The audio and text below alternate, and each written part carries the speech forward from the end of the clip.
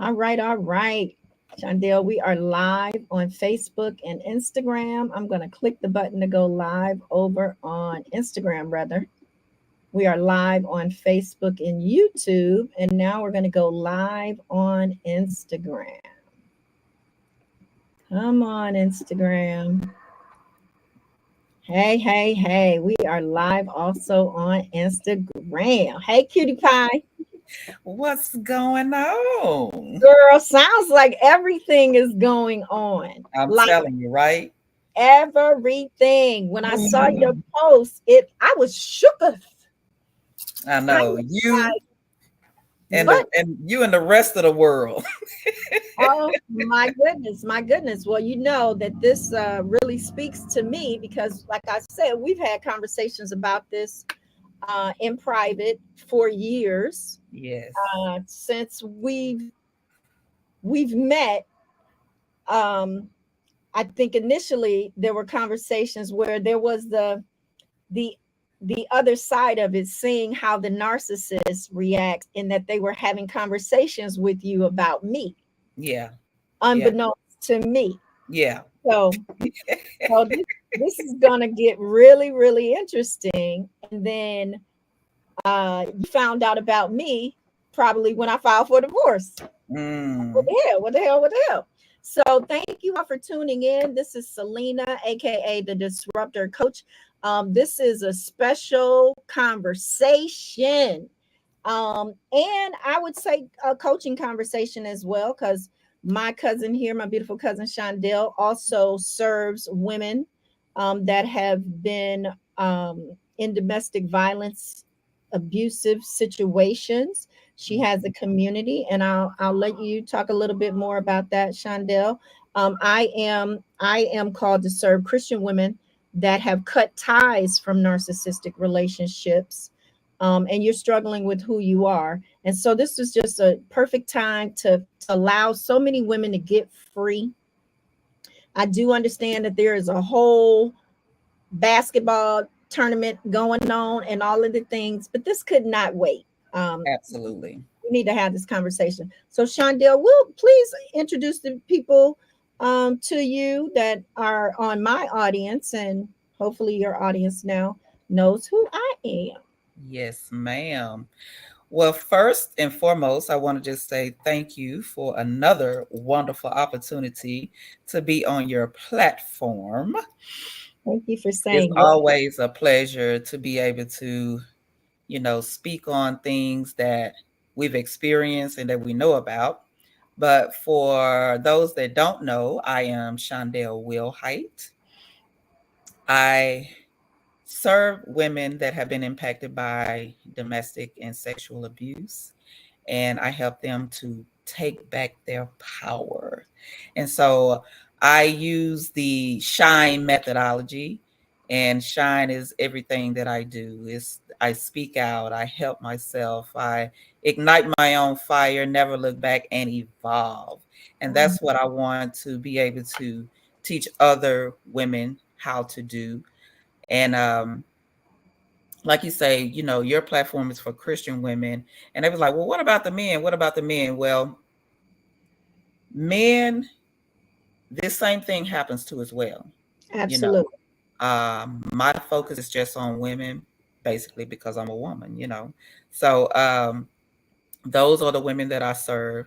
And I do have a Facebook group, private group on Facebook to help women that have been impacted by domestic violence. We offer resources, education, um, pretty much support, for those that are in the group, they can relate to one another. So that's why me and Sandra Mosley have formed this group for the women to come together, because usually if you haven't been through it, you don't understand it. So, and it Mhm. does no good to talk to anyone else, because they're just gonna be like, girl, you crazy, you this, why you sitting up there taking this and that, this, that, and the other, what?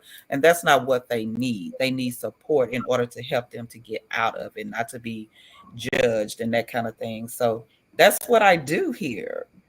in Dallas, Texas. So Yes. we're gonna get And right on into this conversation. let's get on into this conversation. So I looked on Facebook the other day, and normally I'm looking on Facebook and I see you shining as usual and enjoying yourself.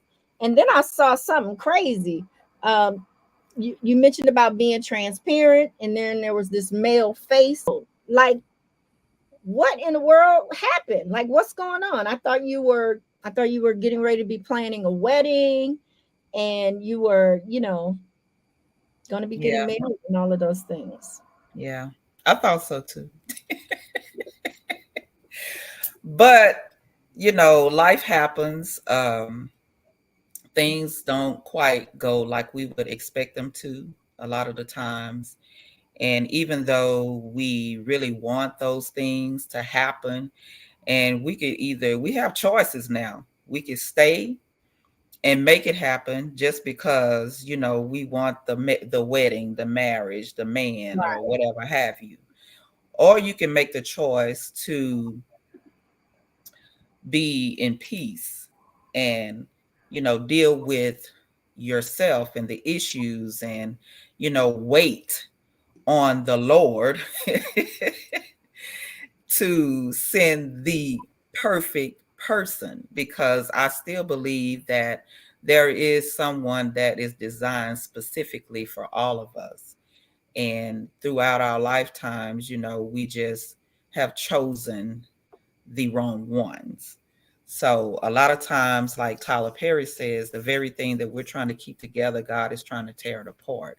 I just thank God this time that it didn't take me 7 years or 2 years or however long to figure things out, you know. Mm. Yeah. Because a lot of times, we'll stick in there, we'll hang in there, and we're like, well, if he just does this, or if she just does that, or whatever the situation may be, then we can work on fixing this thing. But we have to realize what the title of this conversation is, what we learned about a narcissist. Now, if it was anybody else, that may hold true, but we're talking about a narcissist. So tell us what you learned about a narcissist so I can share with you what I learned about narcissists. What did you learn? Oh my God. They are pathological liars, first and foremost. Everything led with lies. And, coming into it, you don't have a reason to not trust the person. So I became very vulnerable. And the only way that you can know anything about anybody, especially in an intimate relationship, is if you become vulnerable, So I chose to start dating again, even after I was so adamant. Everybody that know me know that I was just completely adamant, like, hell no, we're not doing that. I don't want no relationship. I'm good. I'm single. I'm living my best life singly. Absolutely. And what But made you decide to date again? What did that choice look like? Was okay, it so now you're getting all up in my business. all up But in your business? This grown folks business. hey, everybody know I'm an open book, so I don't care. I don't mind sharing anything. Okay, so I met a young guy, and I had been just dealing with a lot of young guys anyway, Mm-hmm. and I called them my boy toys. Okay, but I met a guy. He was from another country. Quite naturally, Mm-hmm. people know me. Know I love African men. Okay. I know about that. Yeah, so I picked him up literally. I picked him up in my Uber. And so he was like, yeah, I'm new in town, blah, blah, blah. So I was like, oh, we should exchange numbers and let's hang out sometimes. He was like, cool. So that's exactly what we did. We started hanging out and all of this. And so it was so cool because, this particular person, I felt like I was dating. We were actually going on dates. You know what I'm saying? We were actually like getting to know each other and talking, and like the difference with the others was it was just sex, Mm. you know? And so he kind of opened that up for me to be able to be vulnerable and to start dating and having a good time and having fun. But he was so young Mm.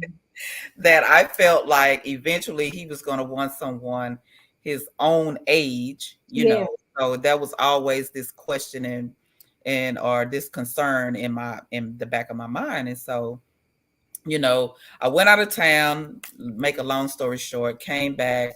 Everything was peaches and cream, I thought, before I left. And we had talked, we was anxious to see each other when I got back. But then when I got back, it was just like, what's up? You know, things just kind of start falling down. And after I talked to him for a couple of days or whatever, you know, it just didn't feel right anymore. So I cut it off. Mm-hmm. And he was like, well, yo, I respect your decision. Like your decision, that was your decision. And so I was just like, well, hold on, wait a minute. You ain't gonna do this, you know, whatever. You ain't gonna explain nothing or whatever. But hey, it is what it is. And 2 weeks later, boom, here comes this other dude, you know. And we had been knowing each other forever since school. Mm. And I knew him, but I didn't know him. And so we met at a party, and we had been hanging out every day since then, you know. And since I was already out there per se, you know, I was just like, eh, okay, let's just see what's up, you know, because Right. he also gave me an option. He was like, call me when you leave. And so I had the choice to either call him or not, Mm. you know. And you know what? I'm not here to even do any bashing or anything like that, Absolutely. because I had a great time with him. We had great times together. You know what I'm saying? I just didn't realize right off that he was a narcissist. So it took a little bit. And usually with a narcissistic person, you know, you can only keep up this facade for so long. And then things start just kind of seeping out. And then it's like, whoop, I know you saw that. I know you saw that. And then, you know, you just kind of like, yeah, maybe I saw it, but we gonna see. Mm-hmm. And then How long had it been before you saw it and then you put it together like something seems off or something, right? yes. So it hadn't even really been a month. Mm. It hadn't even really been a month, because we ended up going somewhere, and this thing about money came up, you know, and eating. We went out to eat, and this thing about money came up, and he was just like got all defensive, and it was weird. I was just like, what the heck? You know what I'm saying? Like, what's going on? Right. And I didn't understand it. And it was kind of like a blow up that happened. Mm-hmm. And I was like, ooh, that's weird. And right in that moment, I was just like, I don't know about this. So we got back to my place, and I couldn't wait to get back to my place, because he was kind of loud talking me and everything. And I was like, I'm not talking to you right now. It's like, oh, you're not talking to me? I'm like, no, I don't like your tone. I don't like your energy.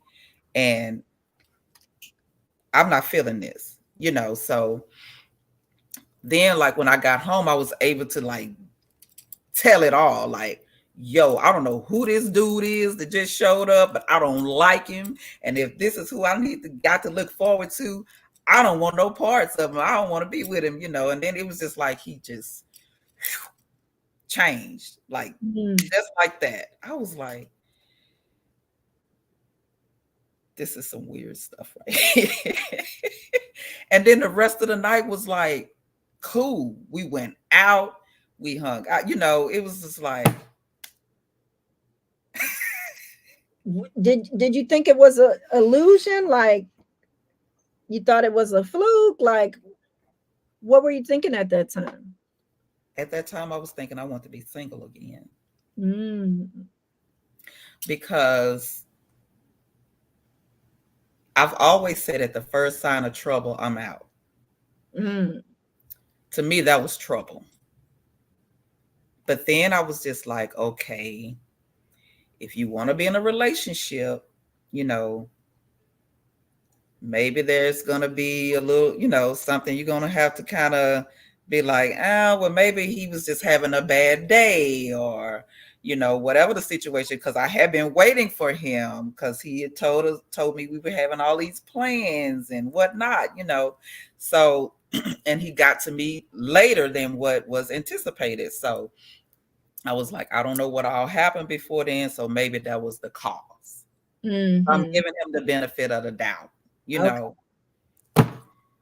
So things keep going on. And then, you know, I'm just learning that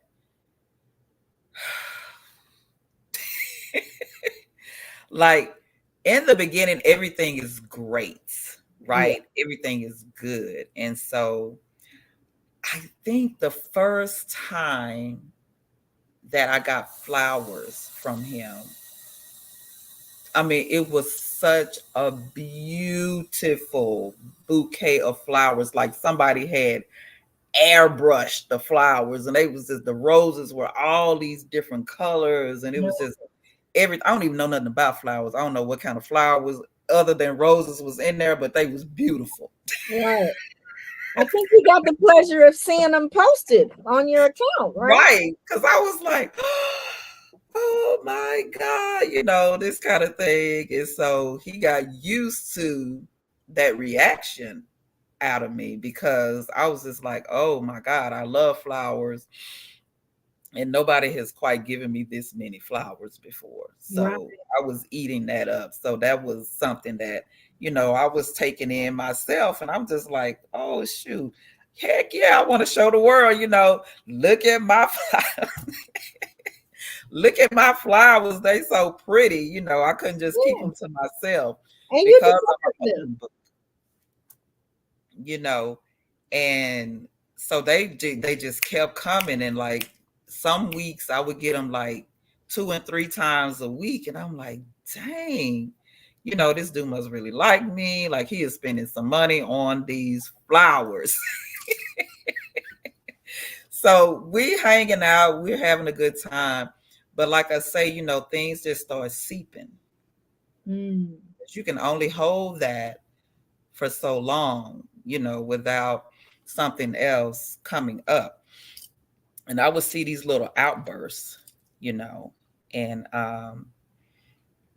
it was just, I was trying to ignore them, but me knowing who I am and what I do, I'm like, no, that's not the thing to do. You don't ignore these signs now. Like, what's going on with that? And so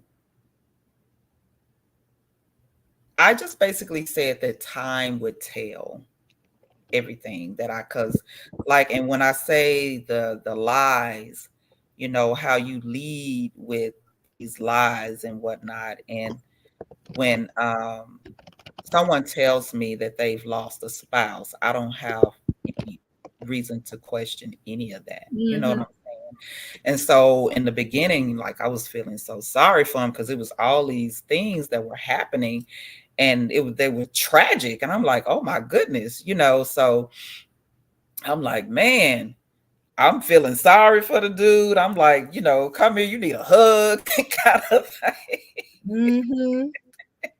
And it was just, I don't know, I was getting kind of sucked in, I believe. I think I was getting sucked in because I liked him.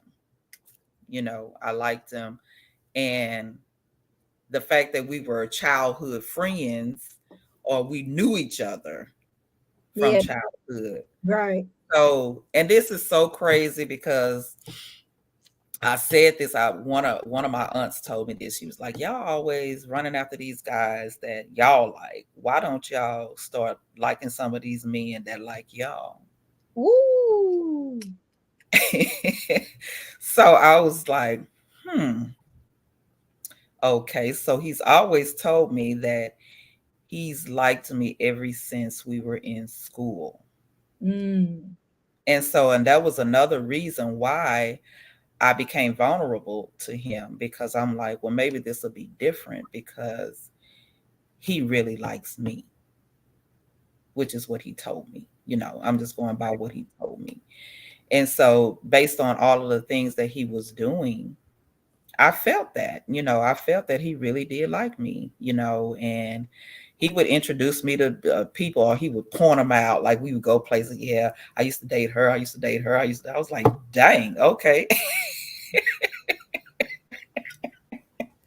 And so I'm sure that felt like, okay, at least he's honest, right? Yeah, at least I thought. But then it was just like,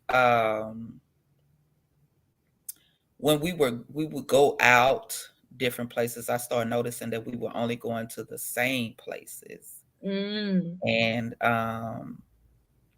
these would be the places that he owned. Air quotes. Air quotes. And so I was like, time will tell, because time tells everything, and everything nowadays is verifiable, Mm-hmm.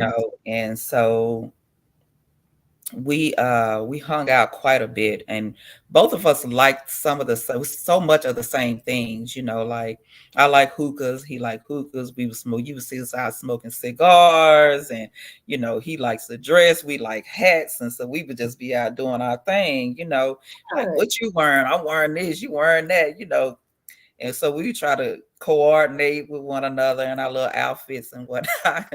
And so we would just have a good time. We knew that, knowing me, I'm a video girl. I like taking pictures and doing videos and all of that. So he knew that I was going to be posting all of these things. Right. And one thing about a narcissist is they need you as supply.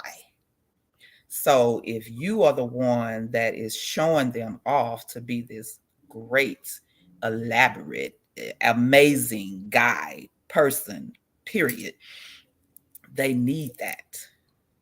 They need that affirmation, and when they don't get it, then they like tend to go find someone that they can get that from.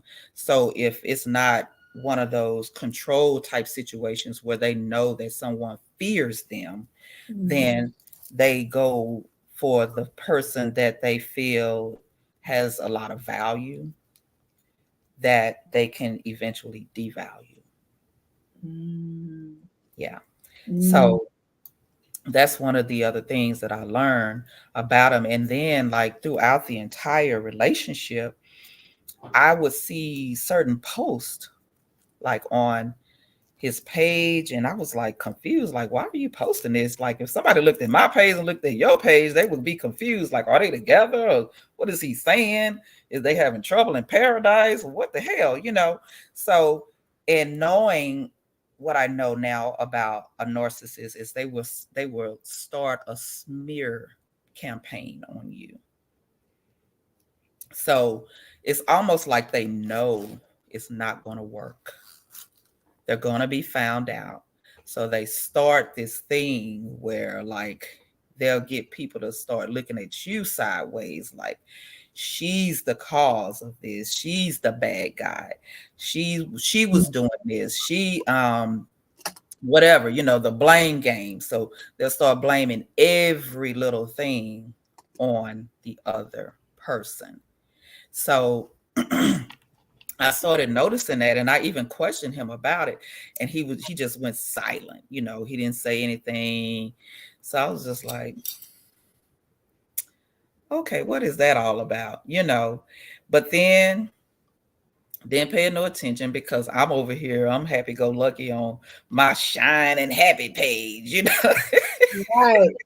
Right. So I wasn't really tripping because, you know, as far as I was concerned, things were good at that point. But then another thing I started noticing is, uh, I stay in a little studio, Mm-hmm. and my stuff is already cluttered up in here. Okay. But I started seeing a bunch of his stuff show up. I was like, okay, where I'm finna put all of this stuff at? You Right. know what I'm saying? And so they will tend to ease in on you if they don't have a stable situation, you know, living arrangements per se. So that's kind of what I started noticing as well. And but to be honest with you, I didn't mind.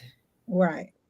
I didn't mind because where I knew he was coming from was a ways from me. And so with us being in the relationship, you know, I'm like, okay, he'll have his stuff here, you know, he can leave here, go to work, do whatever he got to do, whatever. So I really wasn't tripping on that Mm-hmm. until Uh-oh. until so I you know, I've been here a little over 2 years. So I'm very independent. I blame my mom for that, you know, because I told her that was a two-headed sword, you know, it works for me and it works against me. And Mm-hmm. so I'm used to just taking care of myself and that kind of thing. But hey, if you're gonna move in with me,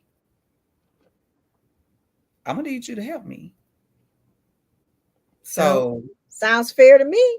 sound fair to me. So when I went to ask about the help, it was like, you went silent on me again. I'm like, well, wait a minute. And by this time, we were engaged because it only took 1 month. And I was like, well, we're getting older. We don't need to wait 5, 10 years anymore to know what we know we want, you know. So I was like, okay. But I knew it was going to be some time in between, you Mm-hmm. know, the engagement and marriage and that kind of thing. So I was like, you know, I'll still be learning him. You know, we'll be learning one another kind of thing. And, you know, it was just the love bombing, I think, that was really kind of reeling me in. And because I felt like he was going really, really fast. Yeah. He had met my kids and he had also met my grandkids, but you know, we hadn't met each other's parents or, you know, none of that. I know his mom is deceased, but I hadn't met his dad or anything like that. And it was just a big old thing, you know, once the engagement kind of popped off or whatever. And I still get emotional Yeah. talking about it, but it happened. You know, everybody wasn't happy about it. I'll just say that. Mm-hmm. But you know, I didn't know that it was gonna be so fast. You know, to where we didn't, it wasn't like we weren't going to introduce each other to the parents and family and all that. It just happened so fast, you know what I'm Right. saying? And really at this age, you want the blessings of the other, of, you know, the parents or whatnot, but you know, do you really need it? No, because you're gonna do what you're gonna do Right. regardless. You know what I'm saying? And so that was that was kind of the situation with it. My dad has been wanting to marry me off for years, so he was ecstatic. He was Oh ecstatic. my goodness. Yeah, and so I haven't even told him that it's Oh. not gonna be a marriage. He's not on social media and all that stuff, so he don't even know what's going on. We might find out. Yes. He don't even know what's going on. So, but I think that this, even though it didn't work out, I think it was good for me to be able to get back out there again, to be vulnerable, to go in with my eyes wide open and recognize red flags and not collect them. Mm. I have to start practicing what I preach, because in the group of women, which is on Facebook, is called Healing Support After Domestic Violence. Um, that's what we tell the women all the time. Don't collect red flags. The first one you see, don't ignore it. And I didn't follow my own advice this time, but I think that even so, with it being 69 days, Mm. very short lived, I was able to see a lot of things. So you and I talked about this, and like you said, the first 90 days is when you'll actually see a bunch of red flags that you should not be ignoring. And when you deal with a narcissist, a pathological liar, they're going to lie all the time. There's no, well, if he just do this, if he just tell the truth, it's just be honest. That's never going to happen.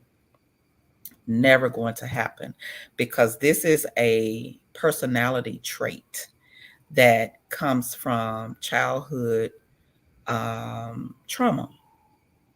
And it's the side of the brain that is arrested development, that where there was no development on the emotional side of the brain, and it just slowed all the way down because of the trauma.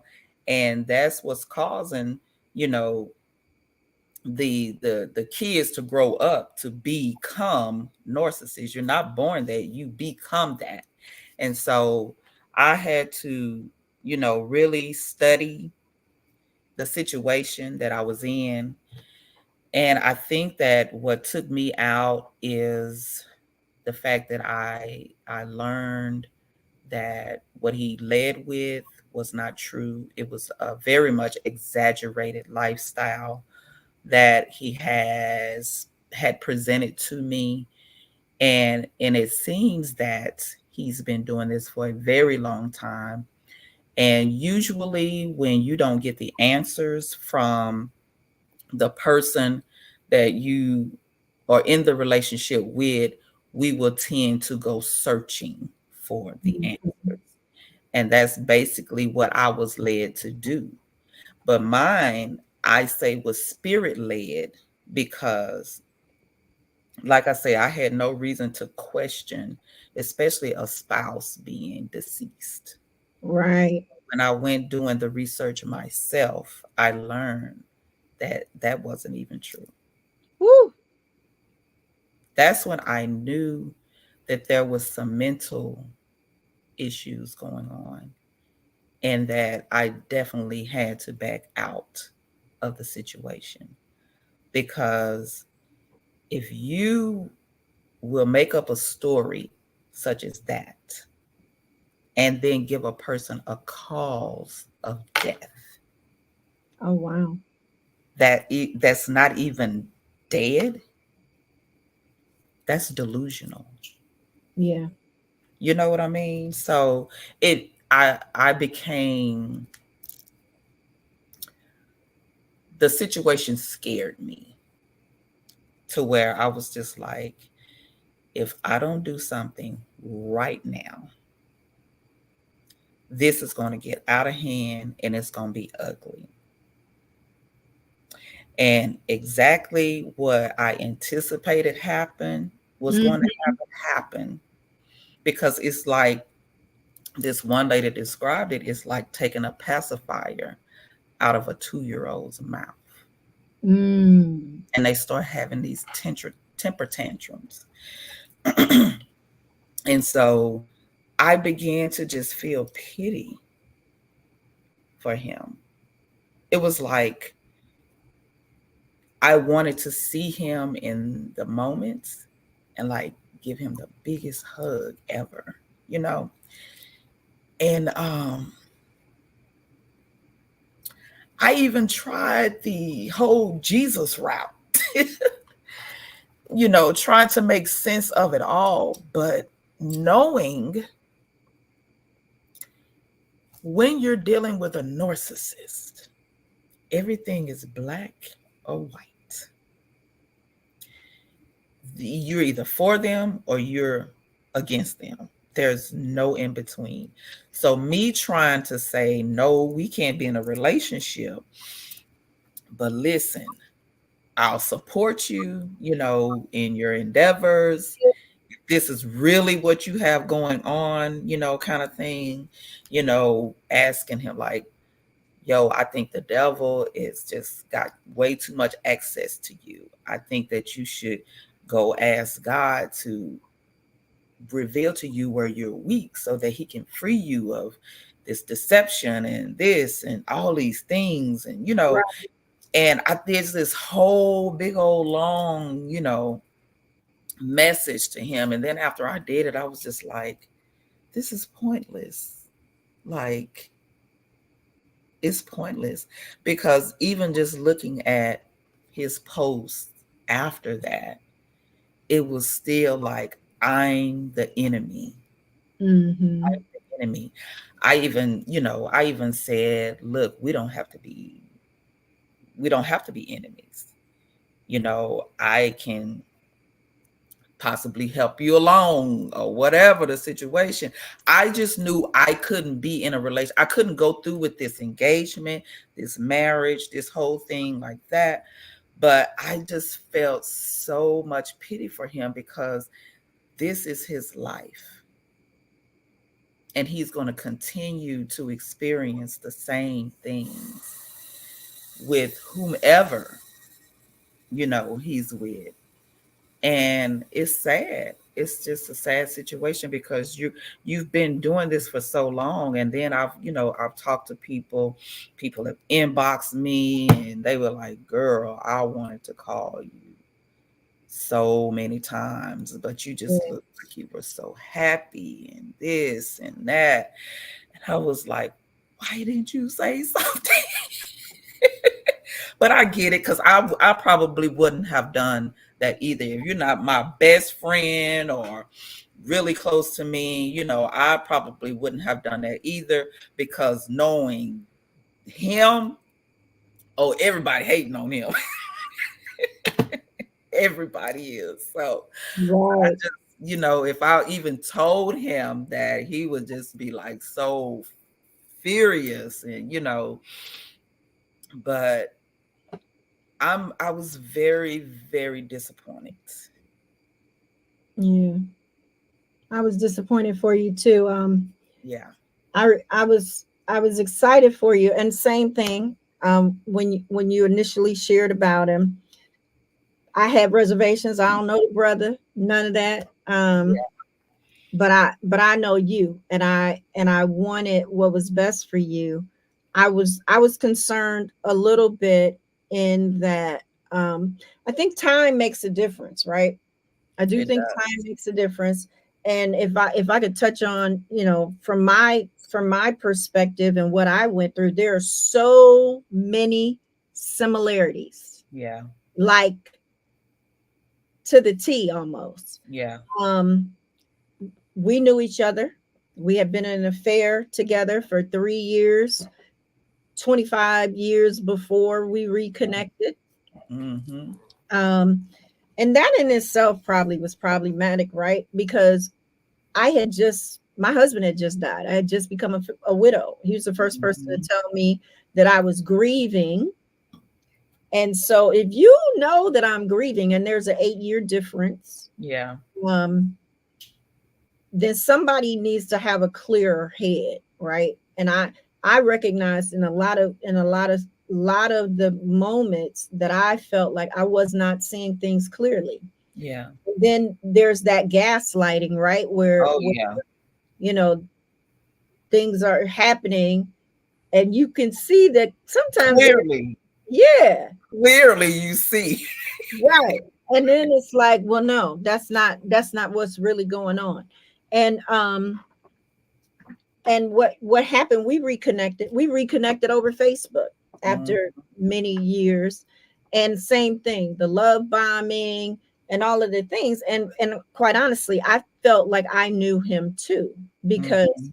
of back then. But a couple of things: when you're fooling around with a married man, you only know the good parts. That's it. You don't know the person, because then the wife is dealing with the whole deal and shebang. Mhm, But I would mhm, say, and it's so interesting because there is some habitualness in the lying, but there's also a lot of truth. He would tell me the truth about a lot of things, a mhm, lot of things. mhm, But then there were the things that were detrimental to me, that mhm. that could hurt me. Yeah, So it was more omission than actually lying, yeah, yeah. right? And which is the same thing to me, you know, Absolutely. because if you didn't tell me, you omitted, you didn't Absolutely. tell me. And that Yeah. that in itself, when they're being honest, Mhm. per se, like he was telling you that he had been with this person and this person, that's really bragging, right? Grandiose, the whole, because that's what tends to happen. And for me also, I always felt like he was taking up all the air in the room, Yeah.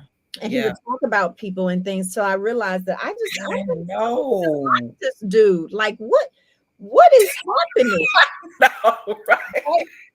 So 3 months, well, probably 3 months in, so we got married too. Short, Yeah. short engagement, all of that, because one, I Yeah. thought I knew him. And what I will say, what I've learned and come to know too, is when you first meet them, you think they're great because you got all these things in common.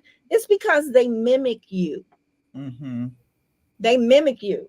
Like, I thought, Mhm. oh, he's the male version of me, Yeah. all these things. And then of course we got all these things in common because he's mimicking me, right? So yeah, everything's great. We could talk for hours and all of the things. And then Mhm. um I kept realizing something was off. There would be these statements being made. I remember one time I was told that I was made somebody because they gave me their name. And it's like, Negro, I was a whole person before you ever even told. Exactly. That part. And so it would be, to me, it was like being with somebody, like being on a roller coaster with no brakes, because there was Yeah. always just like something going on and all Yeah. of the things.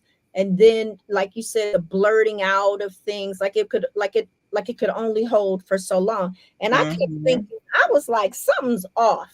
Yes. Something's off, because it would be beautiful one minute and then it would be Yes. and not make any damn sense. Like, Like, what happened? What just happened? exactly. And I said, well, I've been widowed for 25 years. You have been married for 30. Maybe we don't know how to communicate, is what I'm thinking. Because Mhm. I didn't Mhm. had therapy, I didn't been to grief recovery. I didn't relocated to a whole nother state. I'm just getting my Yeah. whole life together and all of these things. And and I said, let me go find somebody to talk to, like, Yeah. so we can see if we can get this communication thing right. Yep. Because the other thing that was at play, and I didn't know it at the time, when we first reconnected, I had been given this vision of a business, Mhm. right? And like all the things, like the whole blueprint for the business, Yep. everything. And I thought it was for me to help him in this Yes. business, right? And Yes. I never shared that. I just know that was kind of like there, and it was going to come to fruition because he had been in a family business for 70 something years. I had Mhm. also worked for them. That's how we were able to have an affair and all of these things. And I thought they were just like synchronicities of things. Yeah. Right? Yeah. And Yeah. so I just set about, gonna do the vision. Like, Doing the vision. Absolutely. absolutely. And we would talk and have strategy and say we were going to do things. And next thing you know, instead of that happening, they would be off doing something like we never even had this conversation. And so what it kept doing is it was starting to erode my trust, because I'm like, Yeah. this absolutely makes no sense, because Yeah. when we were together before, doted over me, treated me like a queen, like all of the things that I was used to in my marriage Yep. where my husband died. And so it was, I couldn't figure it out. I would be praying like, Lord, I know this could not be what you had in mind for me. Like, Right. I'm thinking that like the Lord didn't ordained it, like, because I got the vision, like all of these things kept. And then at one point he started talking about what did he say? Compliment. Yeah. And I had been given the word compliment. So all of these things felt like they were lining up. And I believe they were lining up, because so much came out of it to get me to this space that I'm in right now. So Absolutely. even in tragic things and things that don't go as planned, there's things that come out of it. I know that it was happening for me. Yeah. Yeah. And because I remember the vision. I remember your vision. Absolutely. Right. I was there in the midst of the vision being made. I was tasting the vision and all of that. Yes, you saw us serving like all at the highest level. I just knew how to go about and do that. He was going to be the first of the business, like all of these things. And it was just so crazy. It was not making any sense. But some of the things, like the smear campaign, that's what you experienced. Like when we very first met, like talking about me and all of these things. And then after we got divorced, because what I experienced, I was suffering in silence. Yeah. And for a number of reasons. And I want to talk to my sisters out there that might be suffering in silence and what that really looks like. Right. That looks like you showing up, doing all the things, joining all the communities and things, and you're the one suffering, but you're helping everybody else, and you haven't said anything. Yeah. You're doing the help. That looks like protecting the person that is hurting you. Yep. Right? They're a likable guy. People like them. Yep. You don't want anything to happen to them, but it's to your own detriment. Yeah. Right. Yeah. It's abusing your own self at someone else's benefit that would clearly not throw water on you if you were on fire. That's so true. And like, even in this situation, it was like,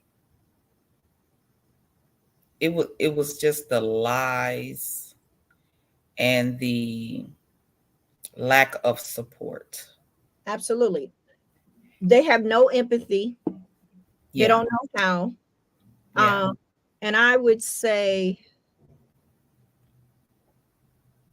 it might happen for a short period to appear that they're being empathetic, because that's what we went through when we went to therapy. I started realizing, so my therapy story, we get there and I'm telling her kind of what's going on. I picked an older Black woman because I wanted somebody that understood dynamics in Black families and religion, right? Yeah. We had different religions. And right away, as soon as I explain my side, he's on one couch, I'm on another couch, she's sitting in a chair kind of in the middle. Yep. And she says to me, he's a narcissist. He says, oh, totally. Jumps up, adamant about it. So if you ask, they're more if they are, they're probably going to tell you yes. Oh my God. If you ask, right? And so I'm looking, I thought I was being punked. I'm like, Of what course. in the world is going on Because here? that sounds crazy for you to just sit there and admit, yeah, that's what I am. Like, And what? they know. And so I said, I've heard that word, but maybe I don't really know what that is. And Oh my God. she said, I need you to understand what you're getting into. She gave me all these papers. The one that I remember the most said 10 characteristics of a narcissist. Mm-hmm. He had 9. Yeah. My whole soul was on fire. Yeah. Like, what is going on? I already know. What is going on? He had 9. And so initially, I was like, if you don't fix this shit, I'm out. I want a divorce. And we were 3 months in. Same as you, right? You something's off, but you want to see if if you can give them grace. And that's what happened with me. I felt like I knew how the Lord had, I was a whole mess, a whole another level. The saved version of me and the unsaved were definitely people. Now I'm somewhere in the middle. The two have come together to meet in the middle. Exactly. And what I would say was, I felt like I'm going to give this grace if you do something about this, because I realized this is not a we problem. This is a you problem. Yeah. So if you're going to work on this with her, then I might be okay with that. I'm gonna give some grace. So I would say that there's 3 phases when you're in a narcissistic relationship. And right now we're talking about an intimate relationship, but this happened to me even after I got out of the marriage. I went and worked for somebody. So it's not just intimate. You got friends, family, mom, dad, brothers, everybody that I talked to about this. There's 6 degrees of separation between them and somebody that they know that has dealt with this, and how detrimental it can be to get out of it. And even me, it's been 2019 when we got divorced, and I'm still dealing with the aftermath. And I'll talk about that in a little bit too. But there's 3 stages. First, you're committed, because when you find out, you ain't running for the hills, because they love bombing you. Or whatever the reason, there is a reason why you have decided to stay. And that's okay if you make that decision. But know that you've made that decision. Because later it can't be necessarily that you are a victim, because once you know, then you've making a decision. It all starts with a decision. Absolutely. And not to say that anyone deserves, because no, hell no, we don't deserve to be mistreated or any of those things, because you can change your mind at any time. So know that the stage first is committed. And I was like, okay, I'm gonna hang in there. I'm gonna give him some grace, like all of the things. And shit just kept happening over and over and over. So I thought it was crazy. I know it. Then the next stage is that you decide, okay, I'm out. I'm not going to do this anymore. So you begin to start cutting ties. So for me, I decided I'm going to start doing all the things that bring me joy, because I was so miserable. I was suffering in silence. Nobody knew. That's what keeps them doing what they're doing too, because we don't ask for the help. We don't share. I wasn't sharing. Nobody knew. Everybody was flabbergasted when it came out, right? Like, well, damn. But what else I heard was, I never liked that dude. No, I'm gonna tell you what I heard. He a con artist, right? What? Why you didn't tell me? Why didn't you tell me? Like, one of my girlfriend's friends was like, yeah, I know that dude. He a con artist. And I mean, just like that, I'm like, And I knew that there were some unsavory things in the past in business, but I believed that they had changed, that things were different. And then I had a friend say to me, I don't know why you thought that. You thought because it was you, it was going to be different. Well, you should have said that in the beginning. But in all honesty, I didn't give anybody an opportunity. Before they knew it, I had gotten married, right? Because I thought I knew him. I thought he had changed, like all of these things. And there were some stories. There were some stories for sure. Disfellowshipped and nobody treating me right, like all of the things. Right. And so there was a level of empathy that I thought too, and protecting that person until I started realizing, like, you're doing all this stuff to me that I know that I don't deserve. That's why I kept praying, because I'm like, Lord, I thought the Lord had given me the vision for me to be in the man with the man. Well, I'm trying to talk to the Lord about what's going on. I know this cannot be what you had in mind for me. There would be nights I would be laying there. It would be so crazy. And then what I would say, the second, so you're committed. When you decide that you're no longer committed and you want to cut ties, that's the time to really go inward and figure out, because you're struggling with who you are, because they've stripped you from that. They've stripped you from the light that you had inside. Other people can see it. I would say share what you're going through. Absolutely. So you can get the help that you need. You can be supported, because some people are afraid that they won't get the support. But nobody can help you if they don't know. And that's so true, because like you say, when we suffer in silence, if you keep looking like nothing's wrong, then nobody's going to know that you're hurting. And you're not saying anything. So with me, I'm just that open book. I'm sharing the good, the bad, and the extremely ugly, so that's just who I've become, to be this person that will expose the ugly side. You know what I mean? Because I'm on this journey trying to heal myself.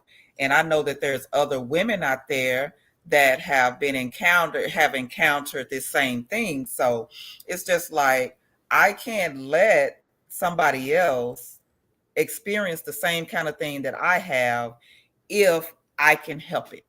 Absolutely. And there's a term for that: healing while helping.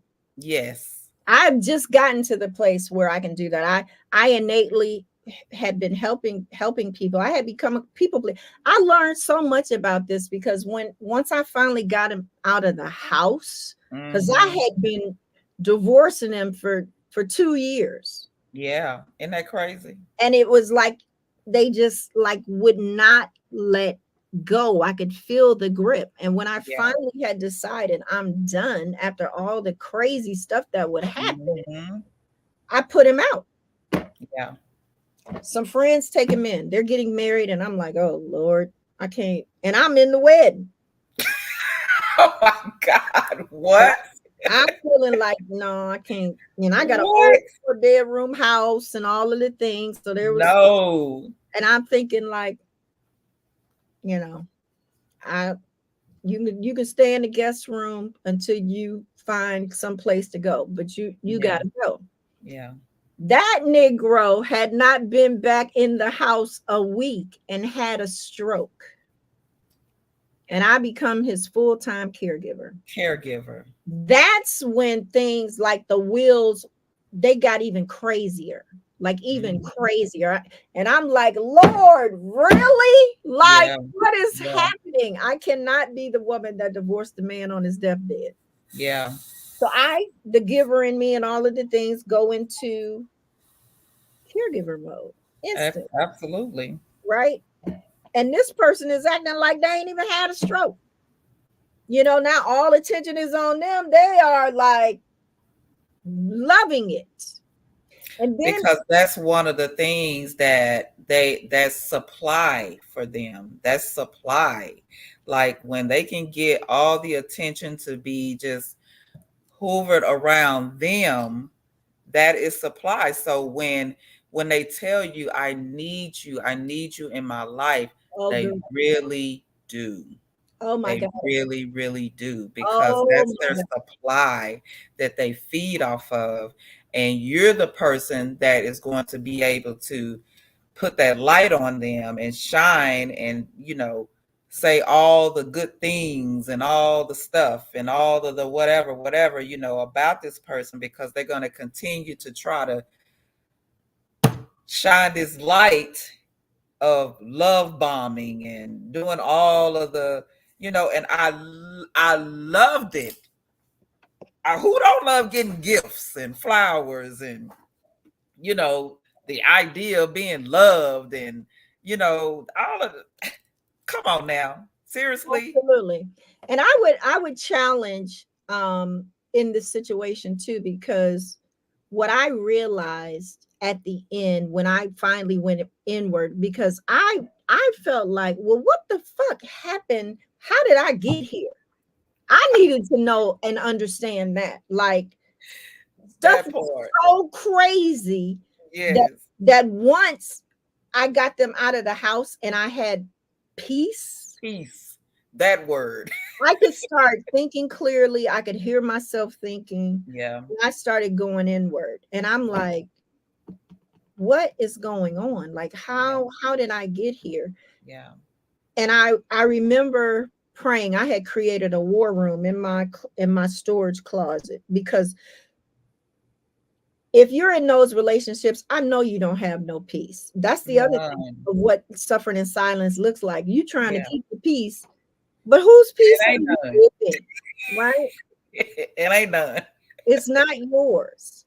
And so when it got really quiet, I could start I could hear the Lord's voice again, because part of that too, because I kept ignoring my intuition and all of that, it stopped talking. So if Yeah. you don't feel connected to self, Yeah.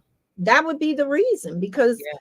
it's there to protect you and Yeah. guide you. And now Yeah. you've stopped listening to it. You've You've abandoned abandoned it. self.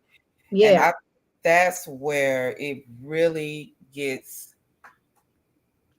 sad, per se, because you've always been like this independent person, and you may have this high dollar paying job and position and all of these things, and it's just like, how could you, as smart as you are, allow these things to happen? Because we all want love, we all want to feel love, we want to give love a chance, you know what I'm saying? So we, as women, we're nurturers, so we're going to nurture this situation back to where it's supposed to be, and we can do this and all of that. And those are the thoughts that we as women have in our minds and in our heads. But this time, even though I in the beginning wanted it, because even after the engagement, I was unsure. Mhm. I was Absolutely. unsure because things start really seeping out. You know what I'm saying? And I could have let it go on, because see, and I can understand why in his mind he feels like he did nothing wrong. In Well, his mind, he did narcissists nothing don't wrong. have a problem with themselves. We No, they have a don't. problem with them. They No. are fine. They do not have a problem with themselves. Listen, the lies don't care who tell them. So when you can just easily lie about everything, that wasn't even an issue. Like, I didn't lie, because they don't even believe they lied. You know what I'm saying? And Absolutely. then it was that, and then the support. I was like, anytime I would bring up anything that pertained to finances or whatever, you just go silent on me, or whatever situation is. I'm like, yo, dude, I know what I bring to the table. What do you bring to the table? You know what And I'm saying? that was the conversation, right? Everything needed to be like they got this deal going or get this rush going and all of these things.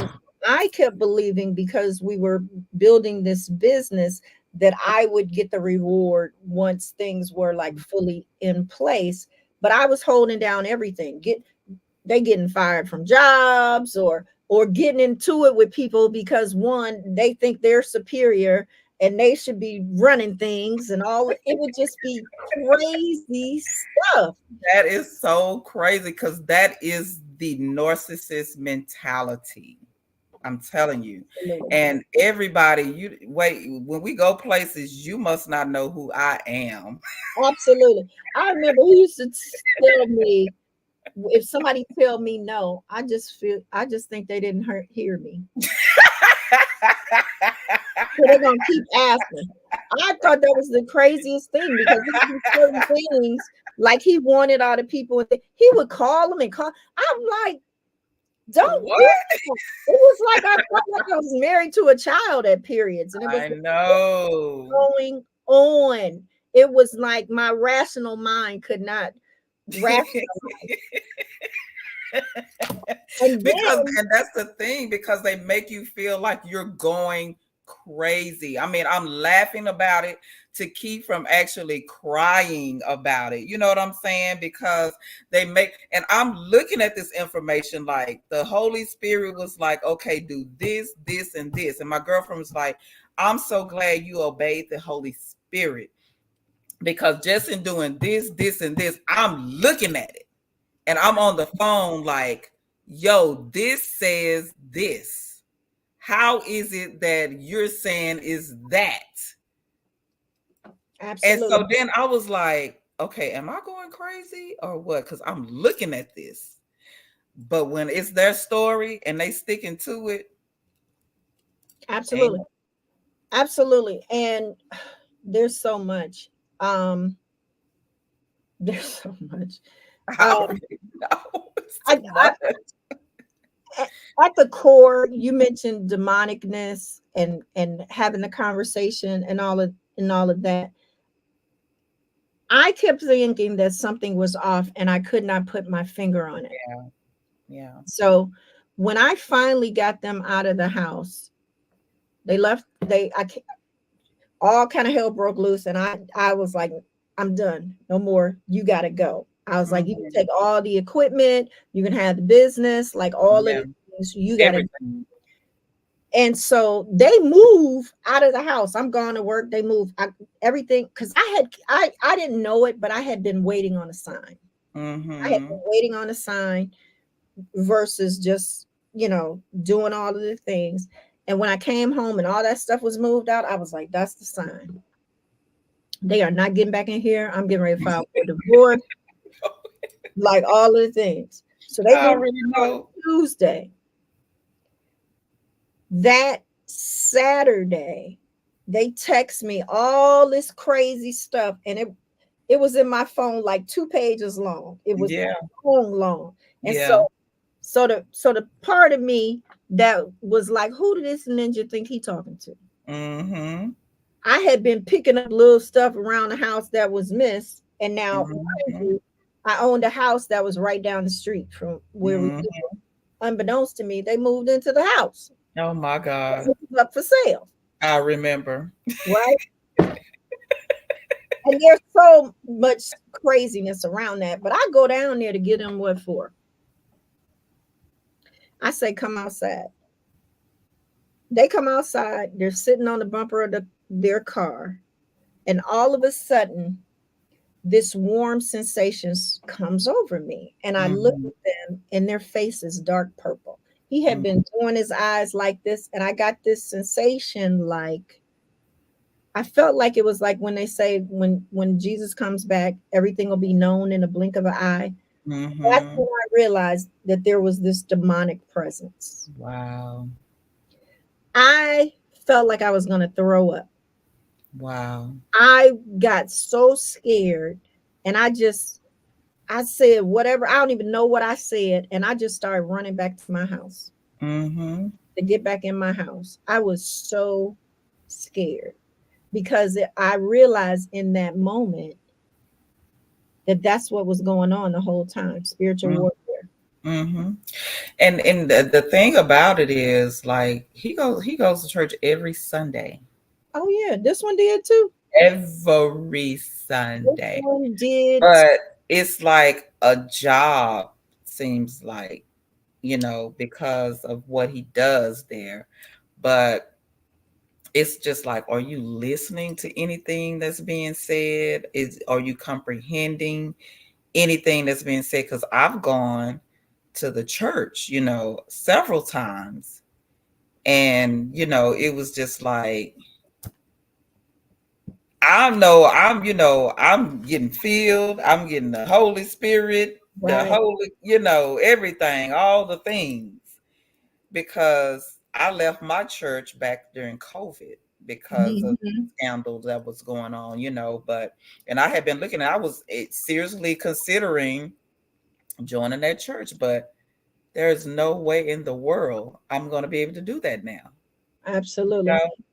Um, eh, there's just so much. I just was looking. There's a couple of comments I'm going to share. Um, know thyself, Gertrude Harris said. And she's tagging everybody to hear this conversation. We appreciate you, Mhm. Gertrude. That's why we're doing it. We wanted That's to. Miss Gigi. All right, all right, all right. And then Sandra Harvey stated, they study and learn you too for the facade. That is absolutely true. Some of the things that the therapist told me, she said they're serial cheaters. Hmm. Yeah, she told me I need you to know what you're getting into. Yes. She told me that they're not honest in a lot of ways. Yeah. Just so many things, and the lack of empathy, I Yeah. think, is the biggest. That was it for me. I did not like the way that he treated people. Yeah. Yeah. And Yeah. so when I went inward after I got him out the house, and I was in some days it was a war room, some days it was a prayer room. Hmm. um I was praying and I was like, Lord, I don't understand. Like, I thought I was supposed to be helping him. You gave me the vision and all the things. And the Spirit said, if the vision had been for him, I would have given it to him. It was for you. Wow. You could have bought me with a penny, With a penny. knocked me over with a feather. It was in that moment, in that quiet moment, I realized that's why I stayed in that marriage Yeah. that whole time, because of that vision. Yeah. And I felt a lot of things. I felt guilt, I felt shame. Coming out of that, the biggest thing that um was an issue for me was the guilt and the shame and forgiving myself. Hmm. Hmm. And I was in I had been in a I have and had was then and still am just going in our 16th year in a Bible study community with women. And I called my spiritual mother. I was so raw. I could Hmm. not pray for myself. Yeah. Yeah. And I, in one of the Bible studies, she said to me, the Lord does not love you any more than the day you were born. Because I thought that the Lord was, I just felt so ashamed that I hadn't done what I was supposed to be doing. Like, because I Hmm. had been betraying myself. I wasn't listening. I couldn't hear the Lord's voice, like Yeah. all of these Yeah. things. And it Yeah. took so long to get to a point where I could receive God's love, because so many things happened to Yeah. show me that God loved me, and it Yeah. became overwhelming. I didn't Yes. worthy of that. And And see, I want you to know you're worthy. absolutely. Absolutely. And it took all of this time, because I've always talked about it's been, 11 years till I got into this, just open myself up to be vulnerable, because I was just having a good time with my little boy toys. Mm-hmm. So I'm like, well, I'm getting older. maybe it's time to settle down or something, even though I wasn't all for it. But, I'm just like, okay, well, let's just see what happens. And I was on that same tip, like, Lord, you know what I have gone through. Like, why would you allow this to happen to me again? Like, what's up? That's how I came to God. I went to God in that manner. Like, what's up? Like, why would you do that? Right. You know what I'm saying? But I think that because of the fact that I hadn't been in a relationship for so long, and that I'm dealing with women every day that are in the midst of it, or just coming out of it, or going Right. into it, or whatever the situation is, something had to disrupt me, because I had just gotten stagnant. I hadn't really, just been in there, because it's so much in there. I like to shine bright, and that just pretty much was like dimming it. Like, you get so much of that a day, you just want to get filled up again. You know what I'm saying? So I was just living my life, doing the things that I like to do. And that kind of was depressing to me, just being in there like that all the time. So I just let the ladies have it, because there's all kind of people. There's therapists in there, counselors, and people that are coming out, and they would just boom, they would be engaging all in there, into where I really didn't have to do a whole lot. Right. And I was just like, maybe this shook me up for a reason, to be able to start this thing back up again. You know what I mean? But Absolutely. I thank God for his revelation. I thank God for giving me instructions, even in this, because I don't know who needed to hear this. I feel like everything is just ordained. It just comes together divinely. And I think that somebody actually needed to hear this in this moment. Even though we got the Maverick song and all of that, somebody needs to hear this in this moment. Absolutely. And because they're suffering right now. And to know that, especially for a narcissist, there's no help. So whatever it is you're trying to do to reason with this person, stop. Stop trying to reason, because there's no reasoning with a narcissist at all. Period. So that's what made me so sad, because I knew that in that moment, when the truth was revealed to me about what had been lied about since day one, that there's nothing I can do about this situation. Absolutely. There's nothing that I can do about it. And I think that we just need to take heed to what has been said tonight, and everything that or that you've heard about a narcissist. Take heed to that, because there are healthy men out here that live healthy lives. And women, this is just not a man thing. I know. Absolutely. It's women as well. But I mean, because I experienced the men side of it, I'm not just going to say that all of them are that way. I know women that are narcissists as well. Absolutely. And they're not just intimate relationships, just like we talked about. They are your family. They're your mother, your dad, sisters and brothers and cousins and friends and all of that. Co-workers. Oh my, bosses. Yes. Bosses. Yes. And if I can get transparent, since we're talking about that's what ended up actually happening to me after I got divorced. I went to work for somebody 3 months later that had the same exact energy, and unbeknownst to me, I was being triggered all over again. Oh my God. It sent me into a state where I dealt with that for like 3 years before I actually really realized what was happening. And it kept making me feel like I was back there in the marriage, in that situation. And so what I would say about it is, when I got out of the marriage, I thought I was cool, right? I didn't know that there was trauma from that. And Mm-hmm. then being triggered over and over and over again created PTSD Absolutely. for me.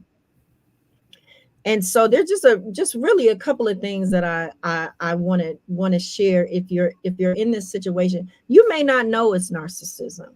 Mm-hmm. I would say trust yourself. If nothing else, show up for yourself. You Mm-hmm. have to take your power back that you've either laid down or allowed it to be taken. I saw someone Mm-hmm. said, did you get distraction? Absolutely, you get distraction. Let me tell you something. The Mm-hmm. enemy know what you like. Yeah. The enemy knows what you like. That's what they're designed to do. Yeah. Absolutely, you get distracted. Yeah. The other thing that I would say is tell somebody what you're going through. Mm-hmm. The women that I work with, that have been my clients, that's the first thing that I have them do is share with the people that love them, because Absolutely. they don't know.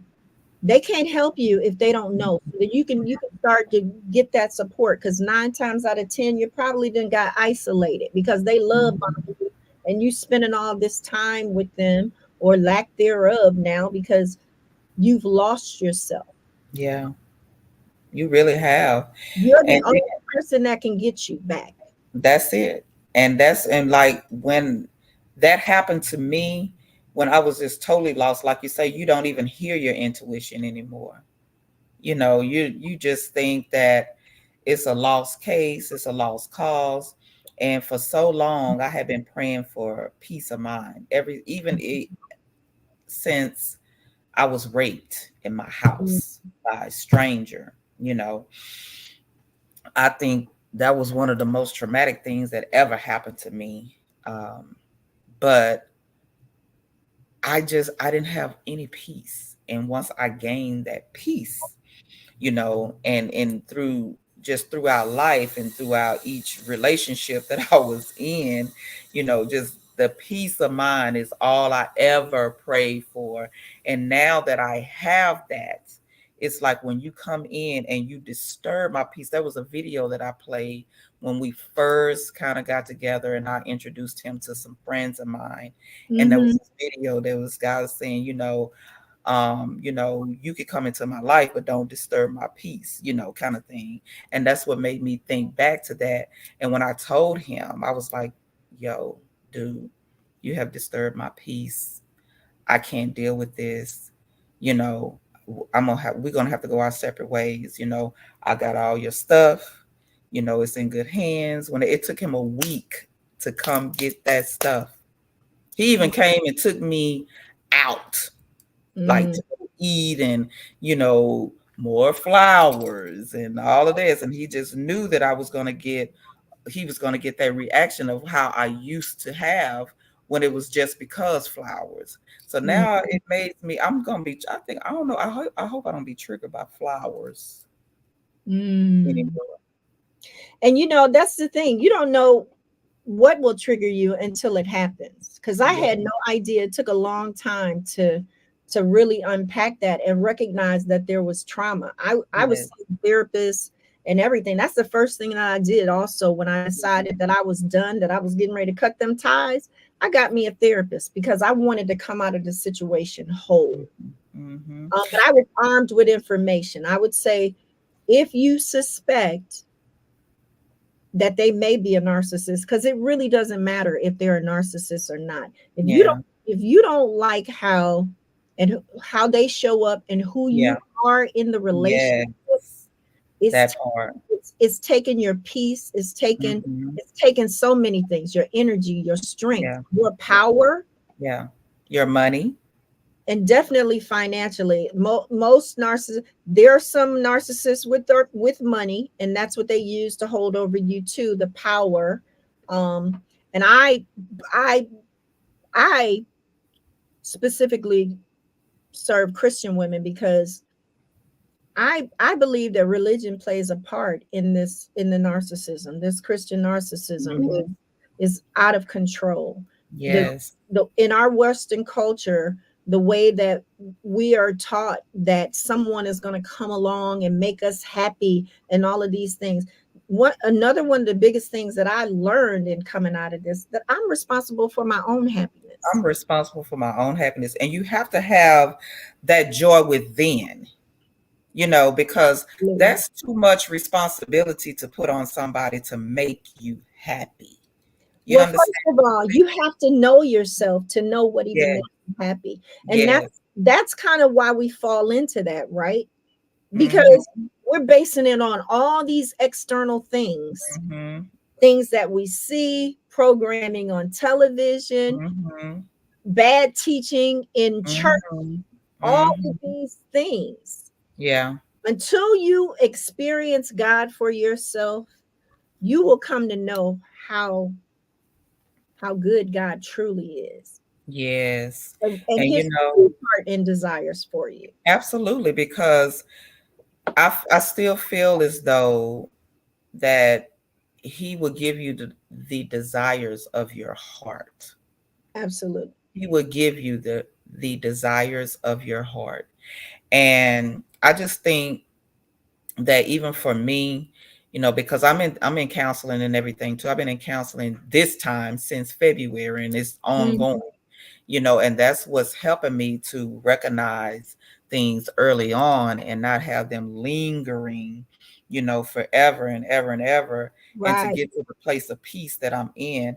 And even with breaking this off, I feel hurt, but I'm more disappointed than I am hurt. I Wow. haven't had to sit up and cry myself to sleep or anything like that. And I think that that's the growth that I have, as far as just with dealing with these types of situations. And especially Absolutely. since it had been so long since I have been in a relationship, I've dealt with very manipulative type people along the way, in between that dash of the 11 years ago to now.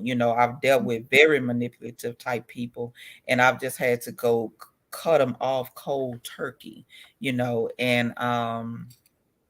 and they and I guess I can say it wasn't a serious relationship, even though I thought it was. But that's another thing that we have to do as people. If somebody, well, I'll just say for women, because usually the man is the one that should ask the woman to be their woman, their wife, their whatever or what. And when that's not clear, and you sitting up here thinking that, oh, well, we're together, that's my man, you're my man, I'm your woman, and he's like, I ain't never told you that. Mm. And then, that's a whole nother level of hurt that you're dealing with. And I've had to deal with that too. So we have to be one of the things that I know I need is communication. I need to have great communication with you, and I need you to be very supportive. And when you dismiss a conversation that I bring up to you by not answering me at all, or just saying, yeah, I hear you, that's being very dismissive, and you're not supporting anything, my concerns or whatever. So be aware of those things when people just say, yeah, I hear you, because that's not being very empathetic to the situation at hand. And Mhm. that's what I experienced also in all of this, and I was just like, I started seeing it, and I just started telling myself, I'm going to have to move differently. I'm going to have to start doing things differently, because I was trying to make him leave Mm. at the very end. Like, so he started like, are you dating somebody? Are you doing this? Are you doing that? Or whatever, whatever. And I wanted him to kind of think that so that he could just leave. But it didn't happen like that. Just say what you want and execute the plan. Go through with the plan. Don't just think people can read your minds, or things are just going to work out the way you want them to in that moment. Just say what you want. And then when I had to just say, hey, this is not going to work, we're going to have to just, go our separate ways. And that's when, you really got to be careful in those type of situations too, especially dealing with a narcissist, because I mean, I've seen it, but because I know what he was going to do, I wasn't afraid. Right. You know what I mean? And so I just think that with everything that we've talked about tonight, that it should be taken like a warning when you're dealing with people, because we're going to always have our guards up and always trust your intuition, trust your gut, because whatever your gut is saying, listen to it. Like me in the beginning, when that whole episode came, and I'm like, whoa, who is that? Right. Watch that. Pay attention to that. Stay on that. And I stayed on the financial thing. I stayed on the why are you lying, and telling out. And then they just got more Incredible Hulkish, is what one of my girlfriends said. They was like the Incredible Hulk lies. And Mhm. they just kept coming and kept coming. I was like, oh my God. Oh my God. And Yeah. like I say, after that, my phone was blowing up with people like, I wanted to tell you, I wanted to tell you, I wanted to tell you, kind of thing. And I was just like, I wished you would have. And I know most people are because even my family, I was so mad when I heard all of these things. I'm like, ain't nobody say nothing. Like, what's up with that? Some people Mhm. want to see you happy. They want that for you. Yeah. Um, what I would also share for the woman that's struggling and doesn't know who she is anymore, just start writing Hmm. so that you can get those thoughts off your heart and your mind and start Yeah. getting clear so that you have a place for them. Start writing the things that you desire, the things that you want, the things that you care about, the things that you love. Like, allow yourself to start dreaming. And if you can't write, Hmm. get you a coloring book and some crayons. Hmm. It And just sounds so premature, but I mean, it works. it absolutely does work. And what it does is allow you to have a level of release so that you can put some space in between all of the chaos. Hmm.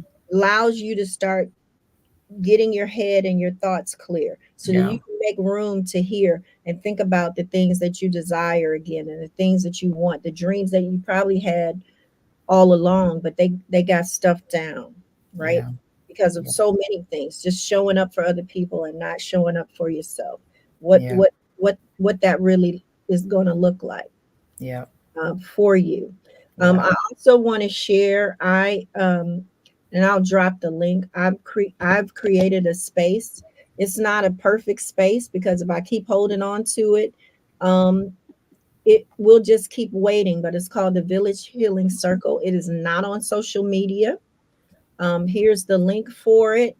I'll drop it on my Facebook and Shondale's Facebook account, as well as if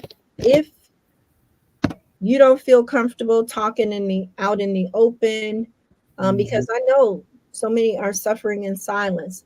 Join the community. It is free. It does not cost you a thing. Hmm. I'm doing it for the women that feel like they don't have community or anywhere to go. Um, Hmm. and we can talk about it offline. It's a private community in my database. I don't even know what to call it. CRM. I'm a coach, so the software that I have has a community to take it offline. Um, and feel free to share it. It's a soft launch. It's not a you know. I put it on Hmm. your page too. And it is for women that have been in narcissistic relationships. But even if you don't know if it's a narcissistic relationship, if you are struggling and you don't know who you are, it is for you too. Yeah. Yeah. This has been awesome. It's been an awesome conversation. I'm so proud of you. I'm proud of you for showing up for yourself, sharing. even though it's painful. It took me a long time to even get to this point. What bore out of it for me is that I found my calling.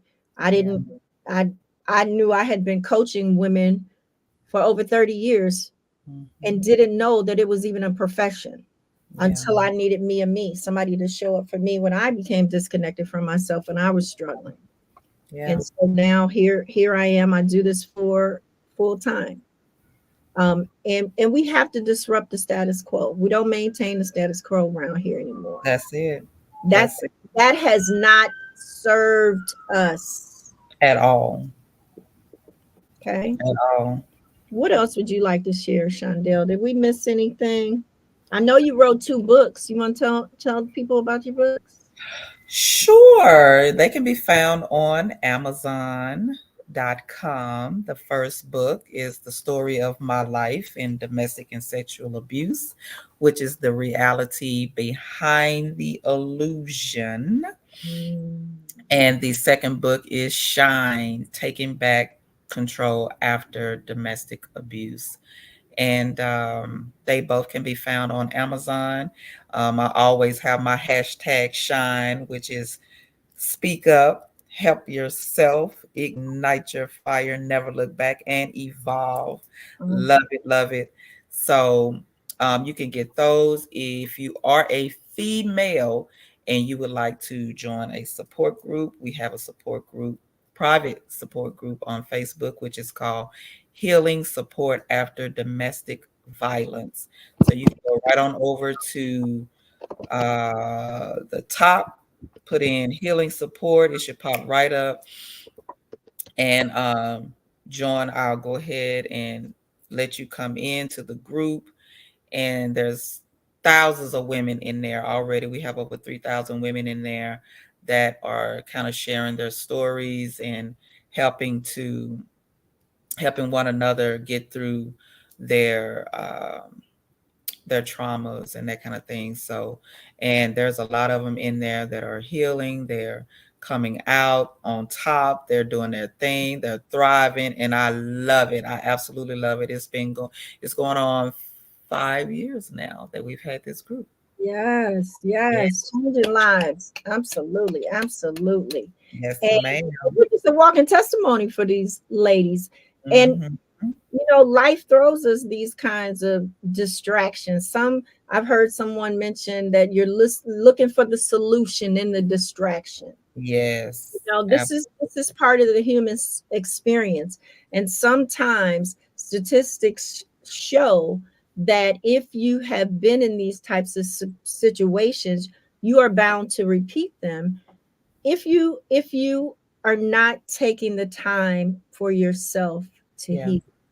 Yeah, absolutely. And that's what I found myself doing. I was just jumping right in after the other, one relationship after the other. I was not allowing myself to heal. I was carrying that baggage over to new relationships and couldn't understand why they were still failing and that kind of thing. But we have to take time for ourselves. We have to get to know who we are as an individual. And we have to be able to you know what's going to make us happy. We need to know where our happy and peaceful points and spaces are, and that's what I pretty much learned. And with me being in my little studio over here, I'm so peaceful in my little space.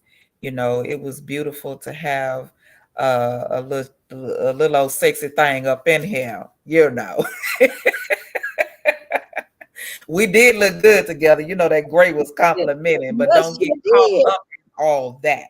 Do not get caught up in all that because everybody was like, "Oh my God, y'all look good together, y'all this, y'all that. Oh, you should marry him, honey." Everybody was marrying us off, and you should keep him, and he's doing it. Oh, he's such a great guy. I can't believe this. Oh, girl, yeah. If I can have me one just like that, don't get caught up in the hype. If you know and you feel that something is not right, it ain't right. And don't try to make it right in that Absolutely. situation. And it really starts with really getting to know yourself. You Mm-hmm. can easily be fooled when you don't know your own heart. Mm-hmm. in my community and in my coaching program, that's what we work on. We work on you falling in love with yourself. Absolutely. You are who you've been waiting for. Absolutely. Show up for you, baby. Absolutely. And sometimes that's hard because you built the muscle of showing up for everybody else. So we Mhm. get into practice in the muscle and working the muscle for you to know what your true self-care looks like, your true Mhm. desires, and that it's all possible. Absolutely. All possible for you. So Show up for yourself. I love you. I love you ladies that have shown up. I see a couple of brothers on the call, um, on the social media as well, because I know that you deal with it too. I've coached, um, I've had some coaching clients, Christian men. They were like, "Hey, you serve Christians, I'm Christian too." Mm-hmm. You know, Absolutely. and so I'm led by the Spirit. Spirit told me to do it. Spirit does that. I'm not going to say that they're not going to be men in the community, because I think we need that masculine energy also to be able Mm-hmm. to have those conversations from a male perspective. So, Absolutely. so my community will definitely house men and women, but it's a safe space. The first question that you're going to be challenged with is, are you a narcissist?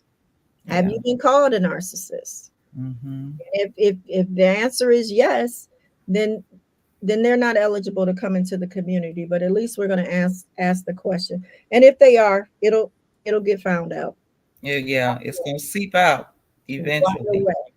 So thank you all for showing up. Drop your questions. I didn't really see any questions. I saw some commands out here. The gaslighting comes first, the narcissist comes second. Most of the time we don't realize we are being gaslighted.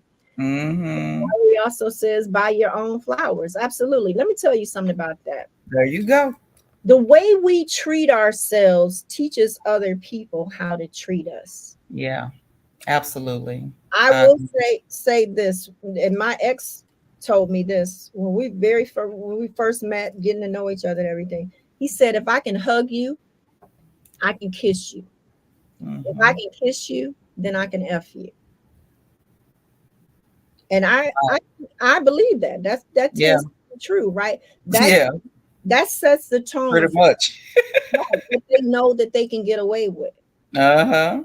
So boundaries is a word that we hear like a buzzword, but you just have to have your own non-negotiables. There you go. Your own non-negotiables. They do not have to look like anybody else's.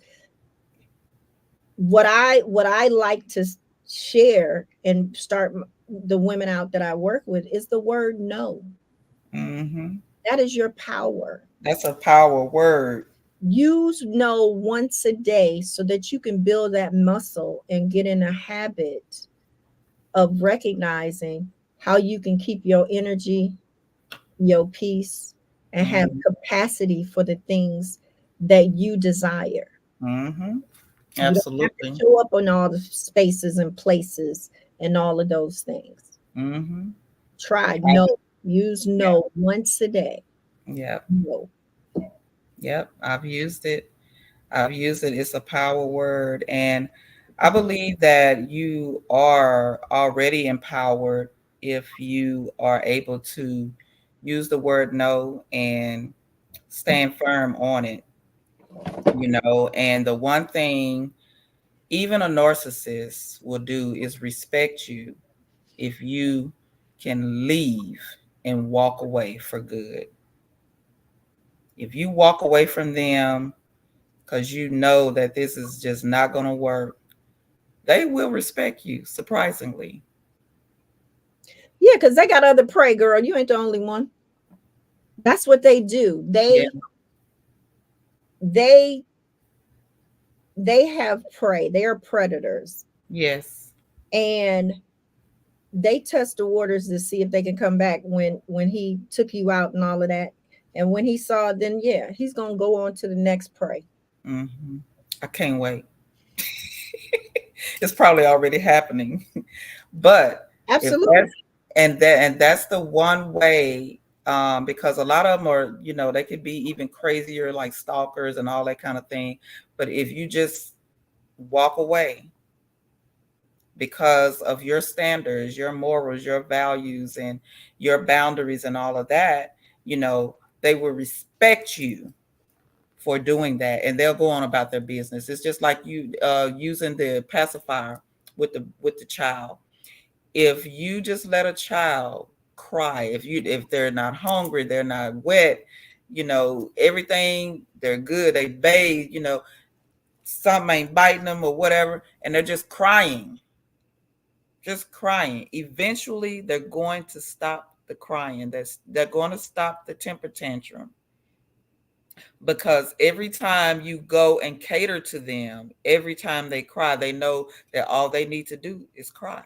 Mhm. That's the same thing with a They're narcissist. training you instead of you training them. Yeah, that's the I same thing with a narcissist. They know if they can throw a temper tantrum and just have a fit and act up, and then it's going to make you feel like you did something wrong. You then start apologizing to them, and you don't even know what you're apologizing for.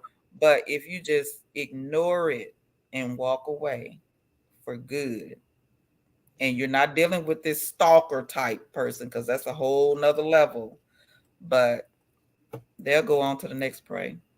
know that when you don't engage and give them your energy because you need it for you, that you are choosing you each time. Mm-hmm. Choose you. Yes. Choose your peace, choose your power, choose your voice Yeah. each time. Yep. I don't really This is see any good. questions. Do you have any questions on your end on your Facebook? Girl, I'm scared to touch anything because I'm thinking I'm gonna turn everything off. I'm not that technically inclined. Okay, I'm on your page. This Valerie says, no, they have silent anger inside of them towards you. Absolutely. Mm-hmm. Absolutely. But that's their business.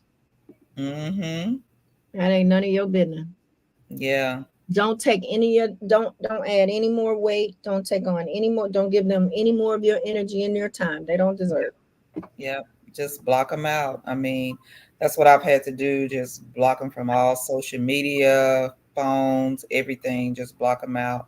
Because if you keep engaging in it, then they feel as though, That's what oh, they I can get her back, or I can get him back, because it works both ways.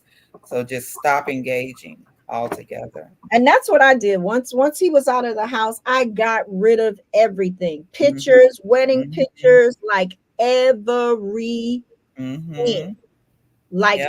like they no longer existed. Yeah. And I'll say a lot of women that have children feel like, oh, the kids, you're already a single parent.